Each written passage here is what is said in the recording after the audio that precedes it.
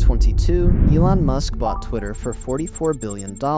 Within 48 hours, he fired half the company and posted a sync photo with the caption, "Let that sink in." 2 years later, Fidelity valued the platform at $15 billion. That's $29 billion destroyed. Ad revenue down 60%. Users fleeing to competitors. The iconic bluebird replaced with a letter nobody can search. Stephen King asked, "Why would you get rid of a globally recognized brand?" The answer cost Elon Musk more money than most companies will ever be worth. This is the story of how the world's richest man bought the internet's town square and burned $20 billion trying to reinvent it. To understand the collapse, you need to understand what Musk actually bought. Twitter wasn't the biggest social network. Facebook had 10 times the users, but Twitter was the most influential. Presidents announced policy, CEOs moved markets, journalists broke news. Revolutions organized through hashtags. By 2022, Twitter had 238 million daily active users and generated $5.1 billion annually. The company had problems. It rarely turned a profit. Bots plagued the platform. Content moderation drew criticism from all sides, but it was stable, influential, and generating billions. Then Elon Musk offered $54.20 per share, $44 billion total. His mission, restore free speech and eliminate bots. The board accepted. October 27, 2022, Musk walked into headquarters carrying a sink. The transformation began immediately, so did the destruction. Day 1, Musk fired the entire C-suite. CEO Parag Agrawal, CFO Ned Siegel, head of legal Vijaya Gadde, all gone. 1 week later, November 4th, he laid off 3,700 employees. 50% of Twitter's workforce eliminated overnight. Engineers received emails at 2 a.m. telling them their access had been revoked. One employee tweeted a photo of their laptop showing a locked screen with the message, "Your account has been deactivated." That's how they found out. Some learned they'd been fired when they couldn't badge into the office the next morning. Security escorted workers out carrying boxes of personal belongings while colleagues watched from windows. Musk's reasoning? Twitter was bloated and inefficient. Then he sent another email to remaining staff. Commit to extremely hardcore work or take severance. Click yes to stay. Hundreds more left. Within 3 weeks, Twitter's workforce dropped from 7,500 to under 2,000, a 75% reduction. The consequences were immediate. Verification badges, once reserved for notable accounts, became available to anyone for $8 monthly. The result? Impersonation chaos. A fake verified Eli Lilly account tweeted, "We are excited to announce insulin is free now." Within hours, Eli Lilly's stock dropped 4.5%. The real company had to issue statements clarifying the tweet was fake. Fake accounts impersonated Nintendo, tweeting that Mario was now gay. Lockheed Martin and BP dealt with impersonators posting inflammatory content. Chaos spread across the platform. Tesla investor and tech journalist Kara Swisher posted, "This is what happens when you fire your trust and safety team." Former Twitter employees watched from the sidelines as systems they'd built to prevent exactly this scenario collapsed. One former trust and safety employee told The Verge, "We spent years building those protections. He destroyed them in a week." Advertisers took notice. November 2022, major brands paused campaigns. General Motors, Pfizer, Volkswagen, General Mills. They weren't making political statements, they were protecting their brands. With skeleton staff managing moderation and verification chaos, nobody wanted their ads next to unpredictable content. Musk's response? He posted that activists were pressuring advertisers and threatened a thermonuclear name and shame of brands pulling ads. This didn't bring advertisers back, it pushed more away. Internal documents showed advertising revenue fell 40% year over year by December 2022.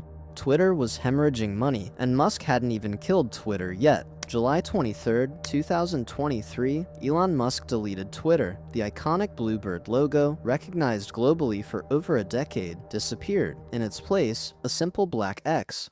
Workers began removing the giant illuminated Twitter sign from the San Francisco headquarters at night. Neighbors called the police. Officers arrived and stopped the removal because the company lacked proper permits. The next morning, half the sign read, "Error," while workers and cranes tried to dismantle the rest. The image went viral as a metaphor for the chaos. Musk's vision? X would be everything. Payments, shopping, communication, an everything app like China's WeChat. The rebrand created immediate problems. Everyone still called it Twitter. Even Musk frequently slipped. News organizations wrote, the platform formerly known as Twitter. And X is unsearchable. Google X and you get the letter, Xbox, X-rays, everything except the social network. Twitter was distinct. X is generic. Marketing expert Scott Galloway called it the worst rebrand in corporate history, noting that Musk had destroyed billions in brand equity for a vision nobody wanted. Linda Yaccarino, the NBC Universal ad exec Musk hired as CEO in June 2023, tried selling advertisers on the vision. She pitched less content moderation, more free speech, and future financial services. Advertisers weren't interested.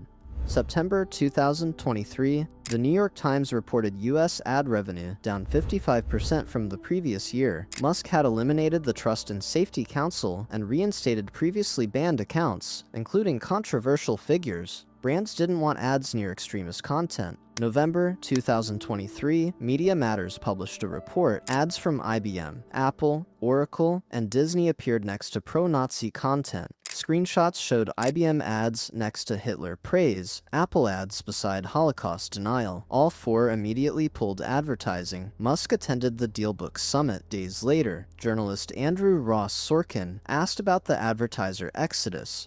Musk's response? Go fuck yourself. He paused. Is that clear? Then he called out Disney CEO Bob Iger by name.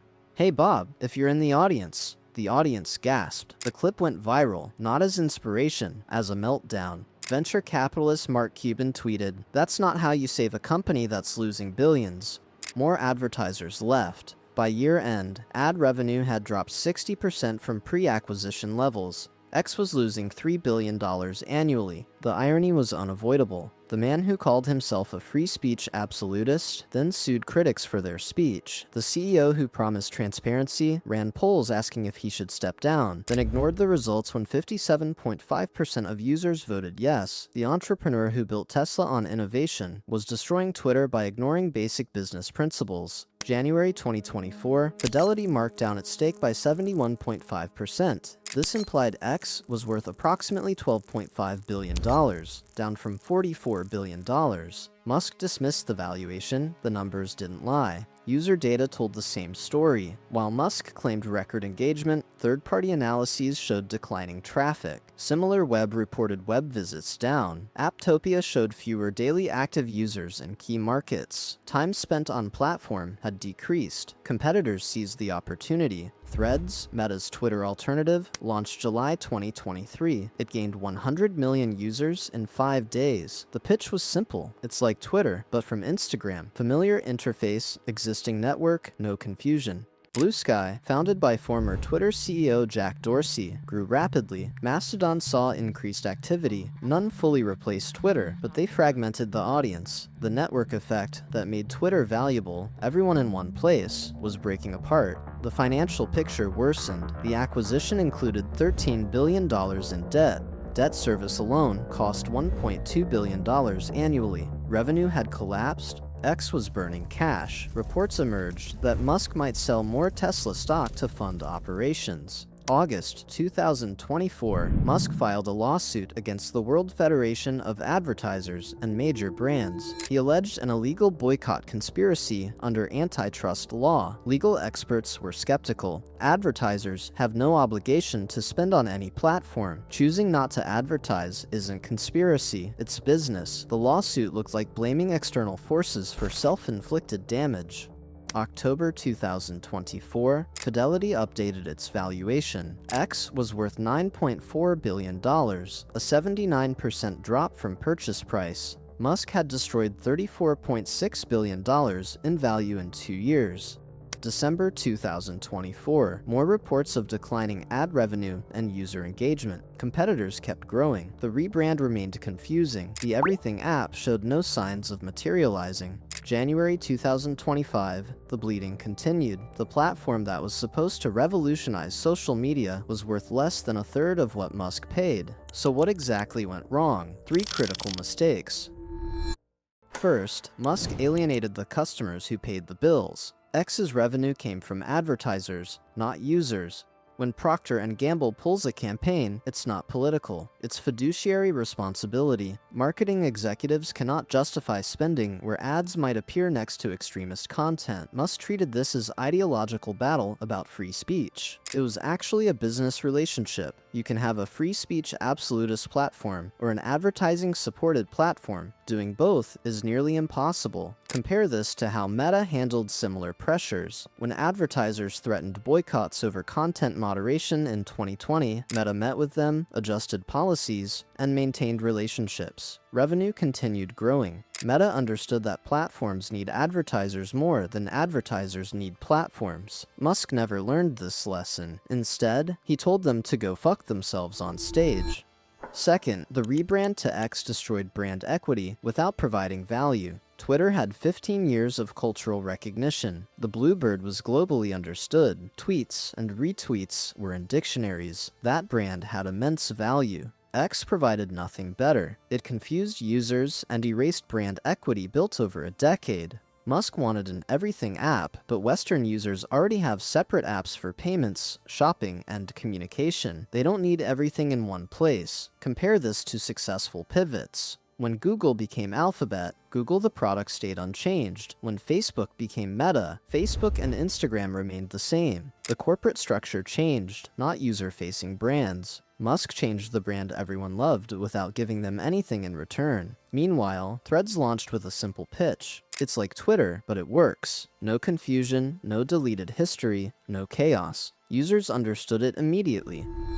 Third, Musk assumed his personal brand would override business fundamentals. He believed being Elon Musk meant he could succeed through force of will. But Twitter wasn't a technology problem requiring engineering innovation. It was a media business requiring relationships, trust, and stability. When he cut 75% of staff, advertisers saw risk, not efficiency. When he changed policies unilaterally, users saw unpredictability, not bold leadership. When he sued advertisers, brands saw liability, not justified outrage. Musk's approach works for rockets and cars, where physics determines success. It fails for media platforms, where perception and trust determine value. Jack Dorsey built Twitter slowly over 15 years, respecting its culture and community. Mark Zuckerberg spent a decade earning back trust after Cambridge Analytica. Reed Hastings took years transitioning Netflix from DVDs to streaming. These leaders understood you can't engineer human relationships. Musk tried to speedrun a culture change. It destroyed the company. Here's what we know today. Elon Musk paid $44 billion for Twitter. Within 2 years, he destroyed approximately $29 billion in value. Advertising revenue collapsed 60%. Competitors emerged and thrived. The rebrand confused everyone. Users fled to alternatives. The platform's cultural centrality diminished. The everything app remains vaporware. Whether X can recover depends on questions Musk hasn't answered. Can you rebuild advertiser trust after telling them to go fuck themselves? Can you restore cultural relevance after fragmenting your user base? Can you create an everything app nobody asked for? The Twitter that Musk bought is gone. What remains is X, a platform searching for purpose, hemorrhaging money, and worth less than a third of what was paid. Maybe that's the real lesson. You can be the world's richest man. You can build revolutionary companies. You can have millions of followers. But if you ignore your customers, destroy your brand, and assume genius in one field transfers to all fields, you will lose billions. Trust and cultural relevance, once destroyed, may never return. Elon Musk bet $44 billion that he could reinvent Twitter. 2 years and $29 billion later, the verdict is clear. It wasn't worth the bet.